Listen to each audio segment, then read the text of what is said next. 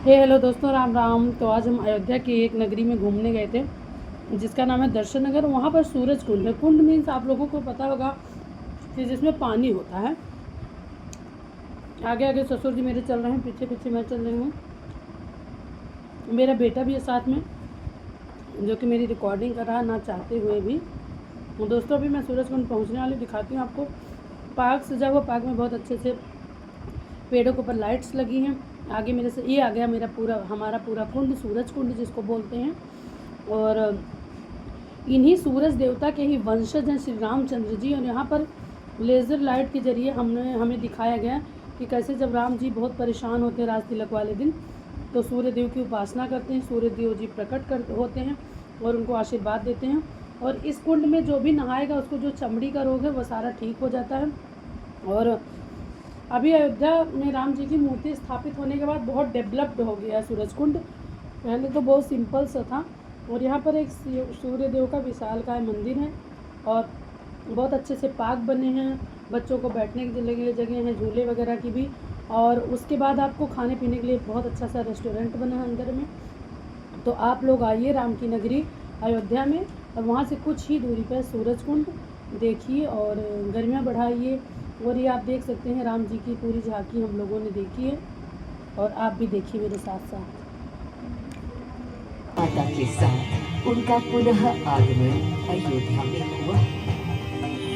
हर्ष था चहुओर और उल्लास था हर दिशा में। वो घड़ी बस आने को थी जिसकी प्रतीक्षा में विद्वान थी जाने कब से। प्रभु राम का राज्याभिषेक बस होने को था, हर कहीं उत्सव था। पर इस उल्लास पर दुविधा की कालिमा छा रही थी। श्री राम प्रसन्न नहीं थे। राज्याभिषेक का कोई उत्साह उनके चेहरे पर नहीं था। उन्हें राज्य का लोभ नहीं था, सिर्फ अपनी प्रजा की चिंता थी।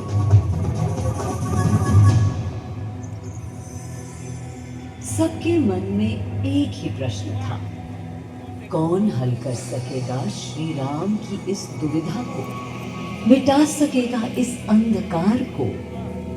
किसके तेज से छट जाएगी ये क्रांति? अरे वही जिसके वंशज हैं श्री राम, जो स्वयं सशरीर धरती पर पधारेंगे श्री राम को राम राज्य समझाने।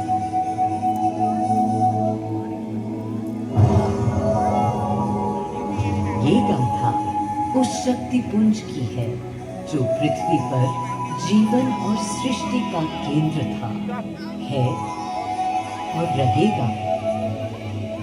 वो अखंड शक्ति स्रोत जो दिशा दिखाता है सतत अनवरत, जिसने श्री राम का ऊंचाई से श्री रघुवीर थे।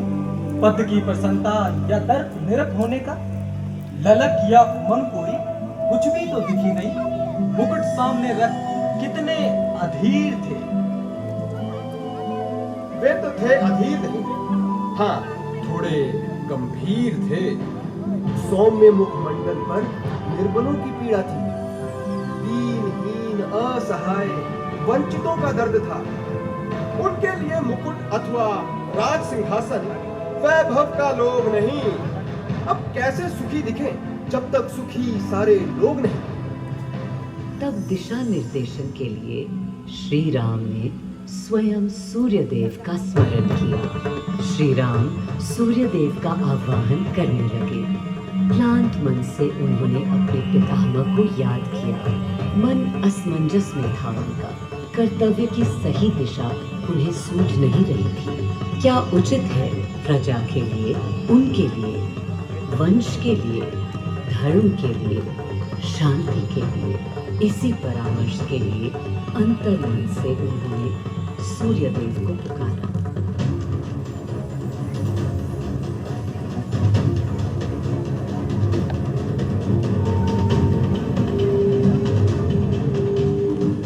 मैं अयोध्या पवित्र से पवित्रतम हो गई हूँ। आज स्वयं श्री राम ध्यानरत हैं, मर्यादा पुरुषोत्तम आवाहन कर रहे हैं। उन सकारात्मक शक्तियों का संचार कर रहे हैं जो उन्हें, मुझे और मेरे यानी अयोध्या के हर निवासी को अनंत काल तक सही दिशा दिखाएंगी। संभव है स्वयं सूर्यदेव सशरीर पधारे अयोध्या की धरा पर।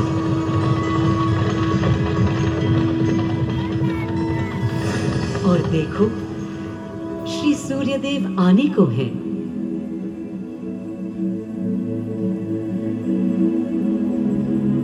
उनकी पहली किरण के स्पर्श से कलियां एक एक कर खिलने लगी। जीवन की कांति हर ओर धीरे धीरे फैलने लगी।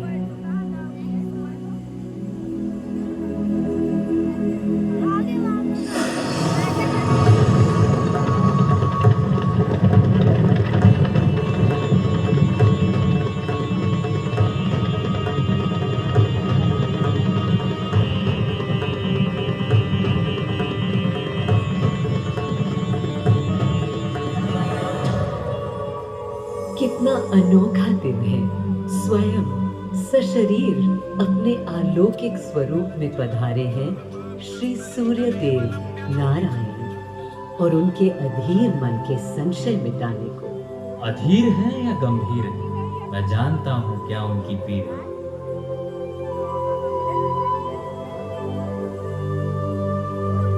माँ कौशल्या को प्रणाम। कहाँ है राम? अरे भूलूं ये बात कि कौन बड़ा है। आज्ञा हो तो आपके चरण छू लूं। अरे नहीं नहीं, ये क्या करते हैं आदि पुरुष? ऐसा अनुग्रह सर्वथा अनुचित है। राम वंशज हैं आपके, क्यों पाप का भागीदारी बनाते हैं पितामह? पितामह पितामह होंगे हम ब्रह्मलोक में, अब धरती पर जनलोक में आ गए हैं। आइए चलिए। सूर्यदेव के आगमन पर माँ कौशल्या उन्हें मिली और विनती की कि हे देव, मेरे पुत्र की दुविधा दूर करें, उन्हें राह दिखाएं ताकि अयोध्या का, पूरे भारत का भविष्य निर्धारित हो सके। आपकी जब पहली किरणें आती हैं तब गोचारण होता है, चिड़ियां गाती हैं, लेकिन इन दिनों कितनी उदास है। कारण है उनके राम की एकाग्र साधना और सुदीर्घ उपवास। सिंहासन की ओर चरण धरना नहीं चाहते, धारण नहीं करना चाहते हैं मुकुट। कोई बात, राज्य अभिषेक के बाद राज्य जो भी चलाए, राम राज उसका ही तो कहलाएगा। मैं आ चुका हूं तपस्वी राम। मनस्वी राम, अपने नेत्र खोलो।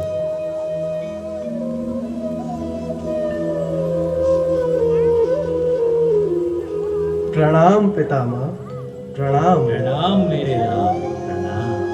पितामह, राम राज्य क्या है? हाँ नमस्ते मम्मी। राम स्वयं पूछ रहे हैं बाहर कि राम बाहर आई राज्य हूँ क्या बाबू है। के साथ सूरज कुंड वो नया शो प्रश्न देखने है। के लिए, बाद में करूँगी। अभी तो आप कह रहे थे जो भी मैं चलाएगा। कह रहा था कि राम राम राज जी की पूरी में कहानी दिखाते राम ना जो के पानी लिए में, भी बाद विधान में होंगे। कॉल करूँगी, यहाँ फोन नहीं करना। आदिदेव, कुछ अनुमान तो मुझे हैं, सूरज कुंड लेकिन अब आप बताइए क्या विधान है। ठीक। राम राज्य आशय कल्याण है, निर्बलतम मानव का त्राण है। भय हो ना भीति हो, मुख्य राम राजनीति जन जन की प्रीति हो। लोक संरक्षण हो, सत का आभास हो, परमानंद प्राप्ति हेतु मंगल उद्भास हो। प्रेम परम तत्व हो, सब में समत्व हो। दैहिक दैविक या भौतिक संतापों की औषधि अचूक राम बाण है। राम राज्य आशय कल्याण है, निर्बलतम मानव का त्राण है। प्रमोदित अपंतव आस्था का घनत्व, वैभव विशाल, मेघ करे वर्षा और सदा ही सुकाल। ठीक चल रहा है, दोनों बना रही हूँ। दिशाएं सब मस्त हो, जनपद ये स्वस्थ हो, उपद्रव ना ही और ना कोई आतंक हो,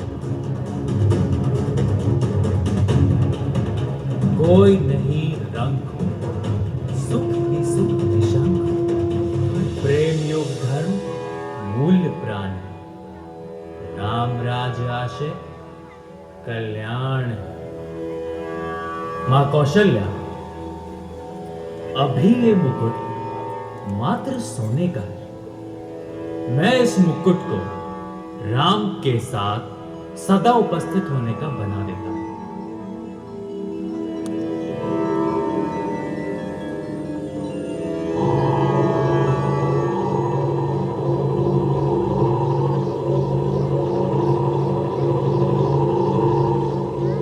स्वयं सूर्यदेव ने मेरी यानी अयोध्या की धरती पर श्री राम को राम राज्य का वर्णन सुनाया, उसका आधार रखा और उनके मुकुट को अपनी रश्मियों से आशीर्वाद दिया। श्री राम के नेतृत्व में हर ओर खुशहाली, प्रेम, शांति और संयम फैला। हर ओर रोशनी, प्रकाश और जीवन का संगीत गूंजने लगा।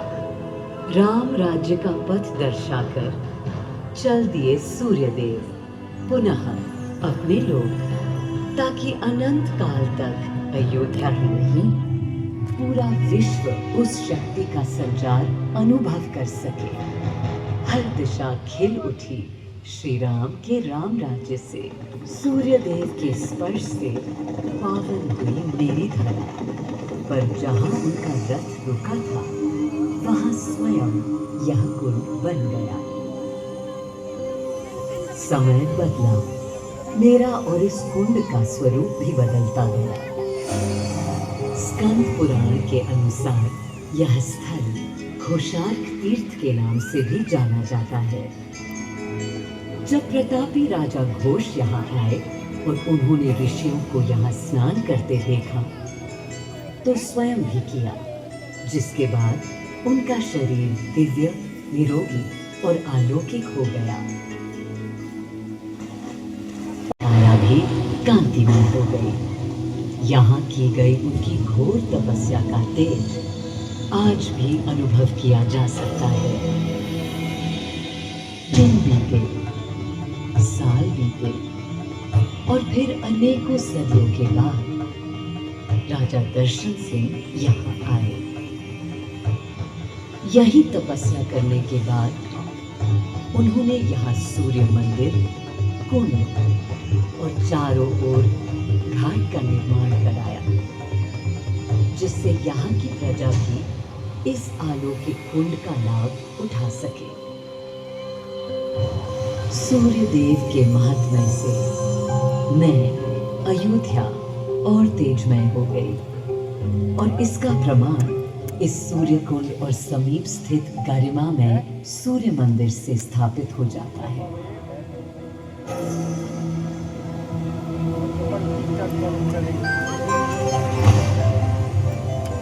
मैं अयोध्या इस हर्ष से पूरी नहीं समाती कि मेरी ही धरती पर राम राज्य की आधारशिला रखी गई। आज भी अयोध्या एकता, आस्था और शांति के लिए उदाहरण बनेगी।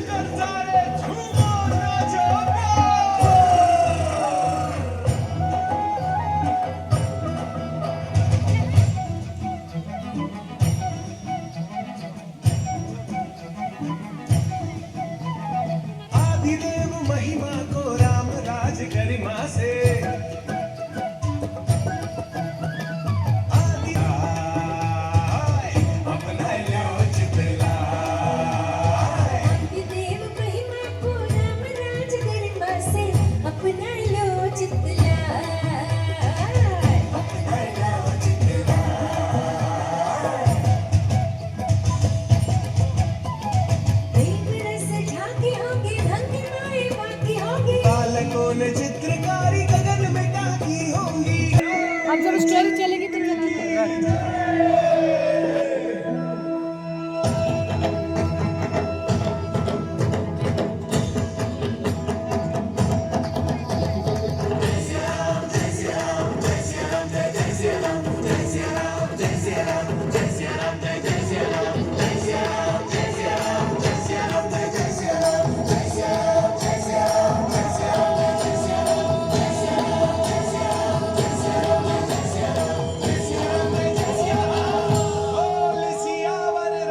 चंद्र की जय।